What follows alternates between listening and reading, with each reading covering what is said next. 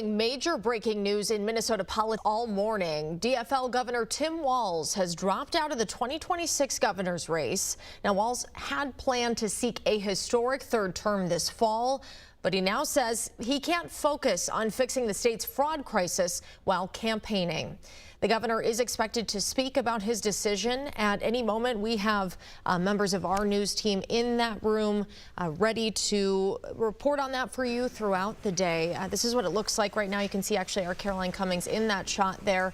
We have multiple cameras covering this, multiple reporters. Obviously, very big news as the governor announced his run for re-election less than 4 months ago. But as we have all seen, the fraud and the spotlight on it in Minnesota has put some pressure on Governor Walz, and we're about to hear from him. Well, good morning, everyone, and Happy New Year. Like many Minnesotans, I have to tell you, I was glad to turn the page on 2025. It was an extraordinarily difficult year for our state, and it ended on a particularly sour note. For the last several years, an organized group of criminals have sought to take advantage of this state's generosity. And even as we make progress in the fight against the fraudsters, we now see an organized group of political actors seeking to take advantage of a crisis. I don't want to mince words here. Donald Trump and his allies in Washington and in St. Paul and online want to make our state a colder, meaner place. They want to poison our people against each other by attacking our neighbors. And ultimately, they want to take away much of what makes Minnesota the best place in the country to raise a family. They've already begun trying to withhold funds that were meant to help families afford child care, and they have no intention of stopping there. Make no mistake, we should be concerned about fraud in our state government. We cannot effectively deliver programs and services if we can't earn the public's trust. That's why over the past few years, we've made systemic changes in the way we do business. We've gone to the legislature time and time again to get more tools to combat fraud. We've fired people who weren't doing their jobs. We've seen people go to jail for stealing from our state. We've cut off whole streams of funding in partnership with the federal government, where we saw widespread criminal activity. We've put new locks on the doors of our remaining programs, and we've hired a new head of program integrity to make sure that those locks can't be broken. All across this state, Minnesotans are hard at work on this problem. Advocates, administrators, investigators are on the front lines defending the integrity of our state's programs, and I want to give a very heartfelt thank you to all of them. There is more to do. A single taxpayer dollar wasted on fraud should be intolerable. And while there's a role to play for everyone, from the legislature to prosecutors to insurance companies to local and county government, the buck does stop with me. My administration has been taking fast, decisive action to solve this crisis. We'll win the fight against the fraudsters. But the political gamesmanship we're seeing from Republicans is only making that fight harder. We've got Republicans here in the state legislature playing hide and seek with potential whistleblowers. We've got conspiracy theorist right-wing YouTubers breaking into our daycares, demanding access to our children. We've got the President of the United States demonizing our Somali neighbors and wrongfully confiscating funds that Minnesotans rely on. It's disgusting and it's dangerous. Republicans are playing politics with the future of this state. It's shameful, and I've said it before and I will continue to say it. We welcome ideas from anyone, in any party, from any walk of life, who wants to help us continue to stay ahead of these criminals. And we welcome the involvement of the federal government.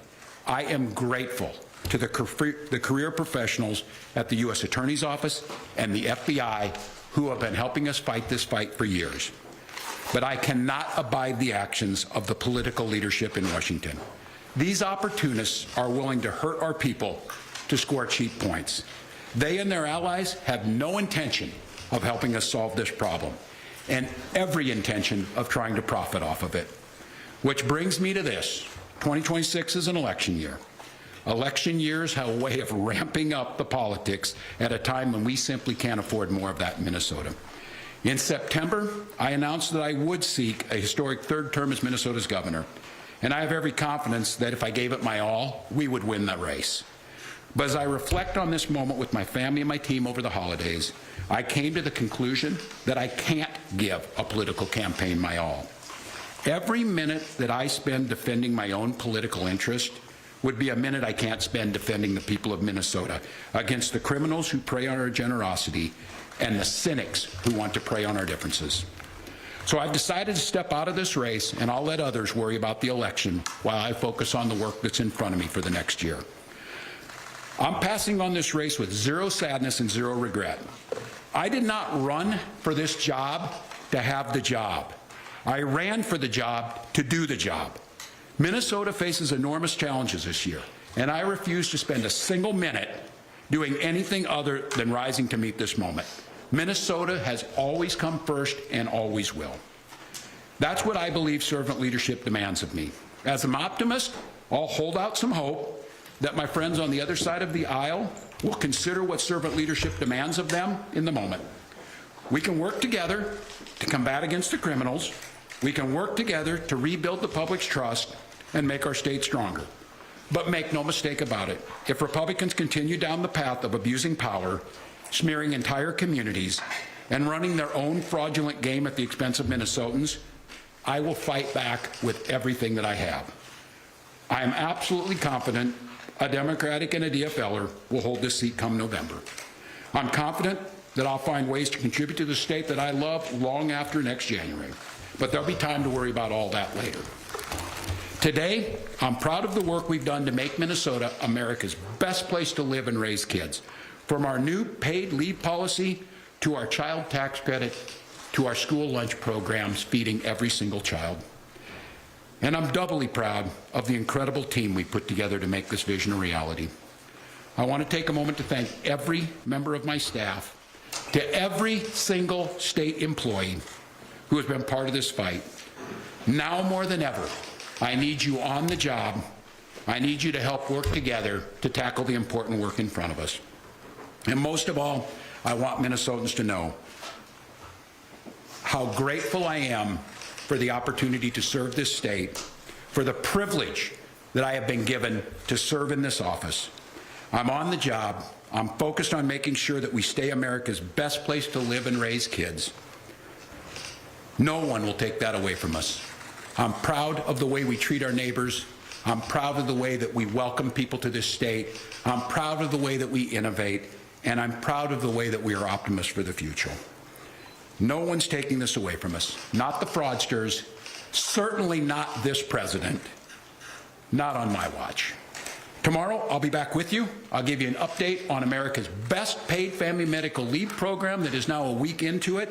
And at that time, I'll take all your questions. Thank you all. Thank you, Press. I'll be back tomorrow. That's all time here tomorrow. Appreciate it. Thank you. And you heard from Governor Tim Walz there making it official that he will not seek re-election. You heard the governor essentially reading his statement that was released earlier this morning, talking about how he simply can't focus on a re-election campaign with the magnitude of work that needs to be done. Keep in mind, he is in office in that position for another year, and so seemed to communicate that he wants to focus on the job. Certainly a lot going on right now. We know around a dozen Republicans are already in the race. The Minnesota GOP criticized Governor Walz, saying that he leaves behind a legacy of dysfunction, disorder, and declining trust. The party chair went on to say that Republicans are ready to restore trust, accountability, and Minnesota's promise. As I said, about a dozen Republicans are campaigning to become the next governor. A source told WCCO that Democratic Senator Amy Klobuchar is seriously considering jumping into the race as well, but she has not made a final decision. Governor Walz says he plans to spend the next year focused on the job Minnesotans elected him to do. Stick with WCCO News for continuing coverage of this breaking story online and ahead on our news at noon.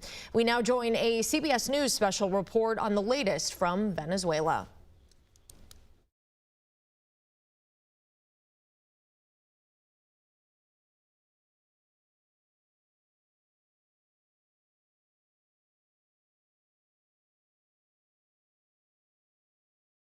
ensuring that American interests are represented chiefly there in that regard. And of course has also now expressed interest potentially in expanding military operations to other corners of the Western Hemisphere should leaders in those countries not adhere to U.S. values, most notably Colombia, saying it's run by a sick man who likes making cocaine and selling it to the U.S., raising questions about Cuba, saying it's, quote, ready to fall, and that Cuban Americans will be very happy about it, and raising the prospects of possibly taking action inside Mexico because he blames Mexico's president for not doing more to combat